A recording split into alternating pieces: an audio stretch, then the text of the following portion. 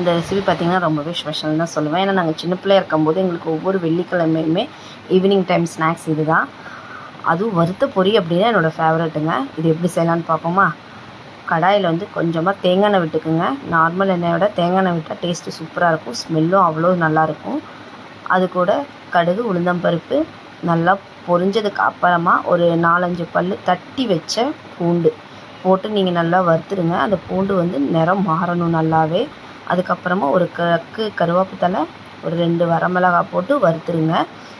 அது கூட கொஞ்சம் நடக்கடலையும் பொட்டுக்கல்லையும் சேர்த்து நல்லா மிக்ஸ் பண்ணி மஞ்சத்தூள், உப்பு, கொஞ்சமாக சாம்பார் தூள் டேஸ்ட்டுக்காக தான் இது.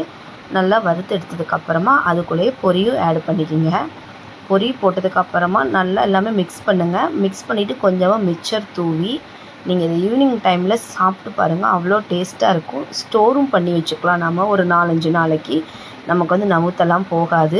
நல்லா டப்பாவில் ஒரு ஏர்டைட் டப்பாவில் போட்டு வச்சிட்டிங்க அப்படின்னிங்கன்னா ரொம்பவே டேஸ்ட்டு நல்லாயிருக்கும். இது கூட முந்திரி, இந்த திராட்சை வந்து ஆப்ஷன் தான், நீங்கள் வேணும்னா போட்டுக்கலாம். ஏன்னா இது வந்து நார்மலாக வந்து நம்ம வீட்டில் இருக்கிறது தான். ரொம்ப சிம்பிளாகவும் நம்ம செஞ்சிடலாம், ஈஸியாகவும் இருக்கும், அதுவும் ஹெல்த்தியும் கூட.